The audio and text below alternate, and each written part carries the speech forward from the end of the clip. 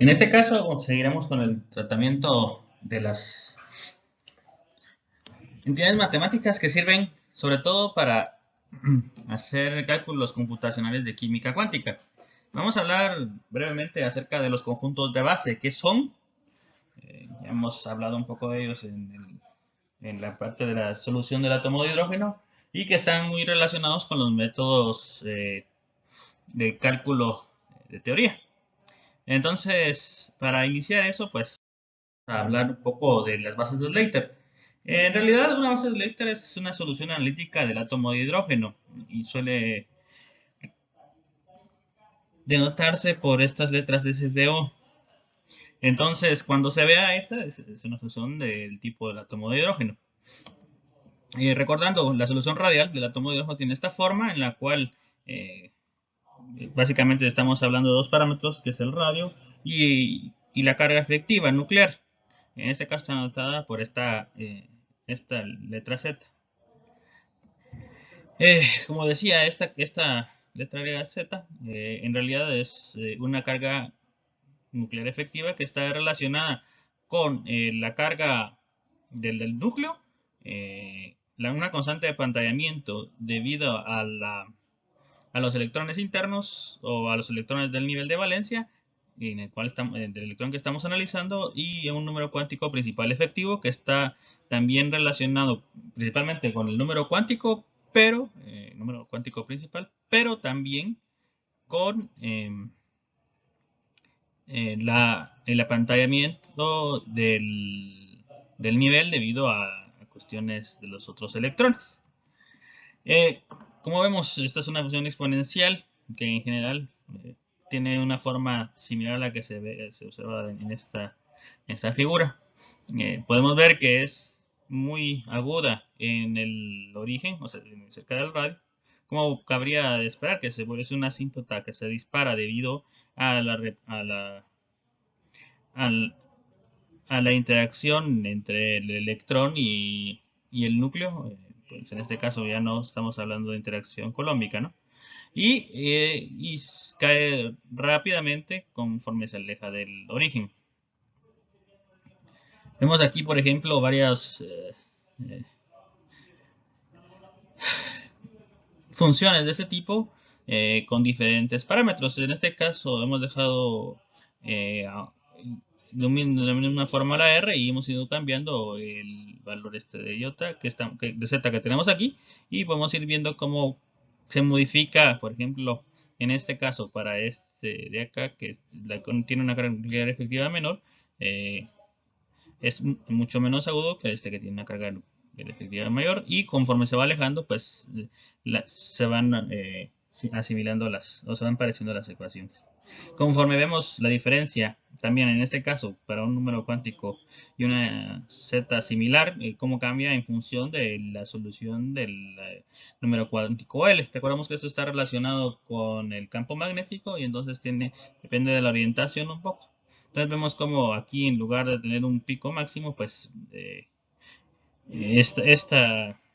antes de llegar a la sección equivalente a la parte de S, pues tenemos una relación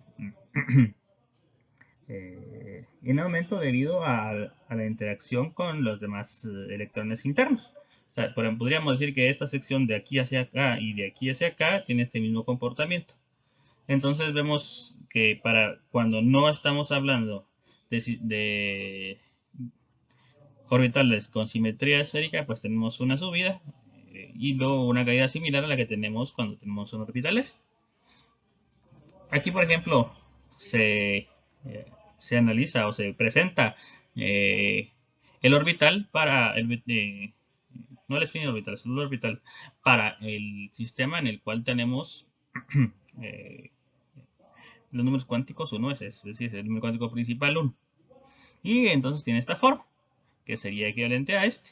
Y en este caso basta también decir que aunque esta es la solución exacta y la forma analítica de resolver este problema, no es muy utilizado en cálculos computacionales porque las integrales que salen de ahí son complicadas de resolver numéricamente, que es como la computadora al final resuelve estas ecuaciones, ¿no?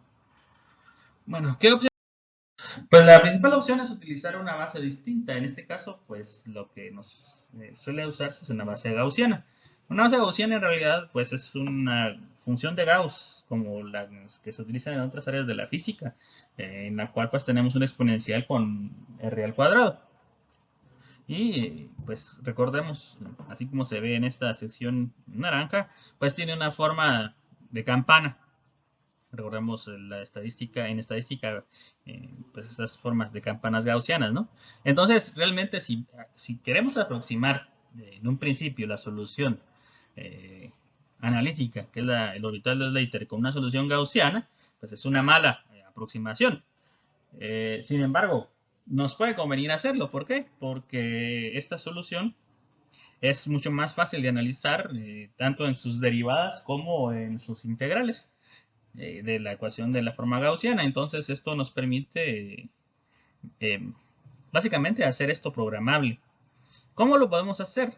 Pues lo que podemos pensar es que podemos ir acumulando diferentes gaussianas, es decir, diferentes funciones gaussianas que se vayan sumando entre sí con los núcleos, recordando que tenemos siempre el parámetro, en este caso denotado por alfa, de la carga nuclear efectiva, y con un coeficiente de combinación lineal que se puede optimizar en función de encontrar lo más parecido a la función Slater.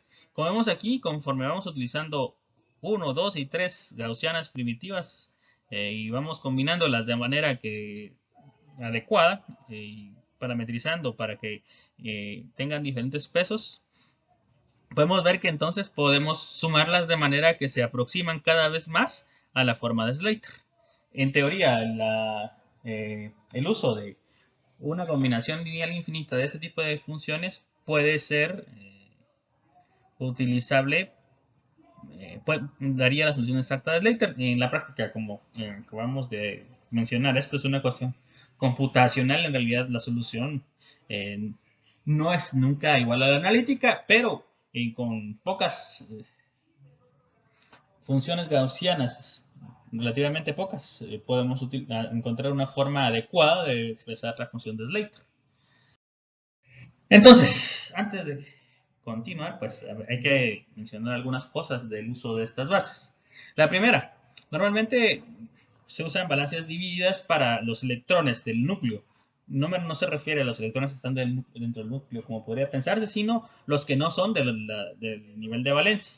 Entonces, que interaccionan poco con o prácticamente nada, y que con nuestras moléculas, y que químicamente tienen poco significado, y se unen para expresar estos electrones en una sistema de Core. En este caso, la notación esta que habla de 321G, lo que está indicando es que se utilizan 3 gaussianas para modelar los electrones del núcleo. Hay que decir que esta base es una base muy pequeña y actualmente no se utiliza, eh, pero nos sirve para ejemplificar lo que queremos mencionar en este caso.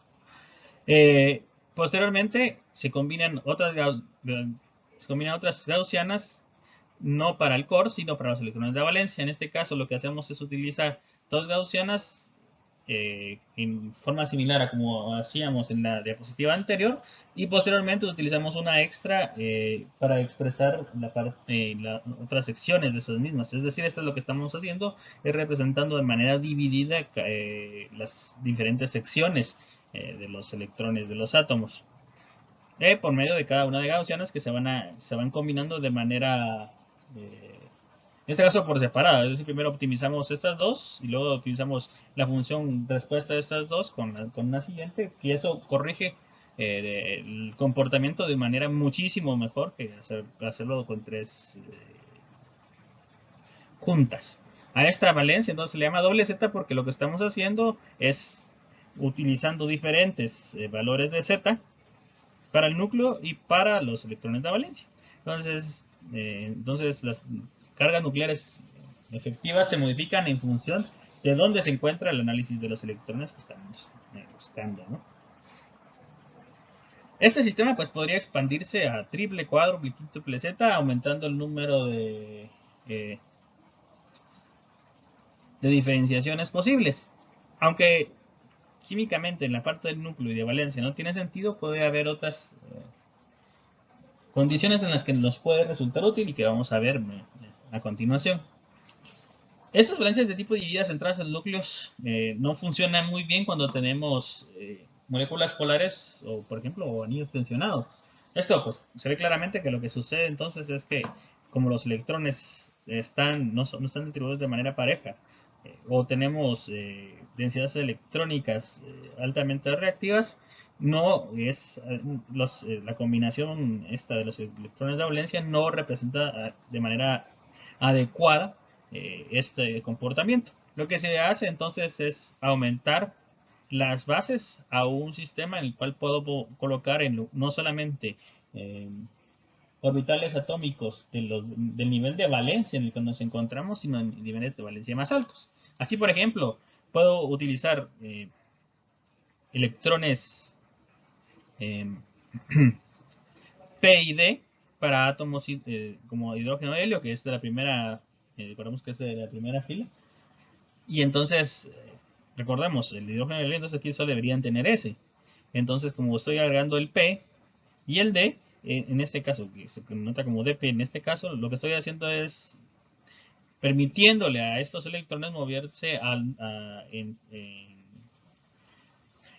orbitales, o optimizando más bien los, la combinación lineal de las gaussianas y de la solución del átomo de las soluciones de los átomos y de la combinación lineal que resuelvo mediante el método de Hartree-Fock para encontrar, permitiéndole utilizar estos orbitales. Esto mejora entonces la descripción en aquellas moléculas que, como decía, son polares o que tienen anillos tensionados. Lo mismo es válido para átomos no hidrogenoides, solo que en este caso, pues, puedo llegar a utilizar, por ejemplo, electrones D o superiores, son utilizar CD para estos átomos, ¿no?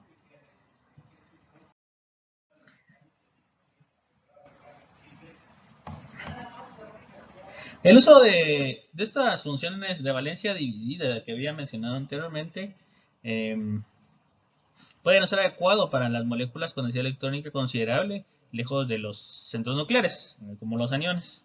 En ese caso lo que utilizo es funciones difusas. En estas funciones yo matemáticamente coloco una función de manera que los electrones puedan distribuirse de una manera no, no tan pronunciada o de manera más dispersa. Eso se utiliza pues modulando las gaussianas, ¿no? Esto depende mucho del sistema de parametrización la forma en que se utiliza. Finalmente puedo utilizar un tipo de bases que se llaman bases de correlación consistente. En este caso, de correlación consistente, perdón. La contracción de las gaussianas en este caso es por capas electrónicas, es decir, así como tenía el caso de valencia dividida, en la cual tenía, pues, por ejemplo, valencia dividida en dos, como bueno, esta B de Z significa esto, ¿no? Z, valencia dividida de Z. En este caso el T es de triple, el 4 es de cuádruple, y el quinto es de quíntuple y el sexto de sextuple. Es entonces una extensión de lo que veíamos atrás, de las valencias divididas, según el uso de gaussianas para representarlas. Solo que en este caso la concepción de este sistema no es solamente núcleo y valencia, sino lo que se hace es dividir las valencias según la integridad de los átomos. Es decir, si yo estoy utilizando, por ejemplo, un átomo que tiene esta configuración electrónica o una configuración electrónica de este tipo, puedo utilizar una valencia dividida de este tipo para poder representarla de manera adecuada. O representar más bien de manera separada los electrones de cada sistema de valencia. Eso me da una capacidad de representación y de optimización de las funciones que tiene un trasfondo químico y por lo tanto debería, o en casos no extremos, representa de manera más adecuada la forma de encontrar o de reproducir comportamientos químicos por medio de cálculos de este tipo. Finalmente, antes de terminar la exposición de esta sección, quisiera agregar que hay una cosa que siempre hay que tomar en cuenta y que es el error de suposición de bases. superposición de bases. Aquí ejemplifico este error de superposición de bases con un par de Watson y Crick, es decir, un ADN clásico, y en las cuales nosotros podemos ver, por ejemplo, que la guanina, aquí tengo representadas las funciones de base de la guanina, de cómo se distribuyen estas funciones. Cuando la combino, o cuando, por ejemplo, forma el dímero por interacciones con eh,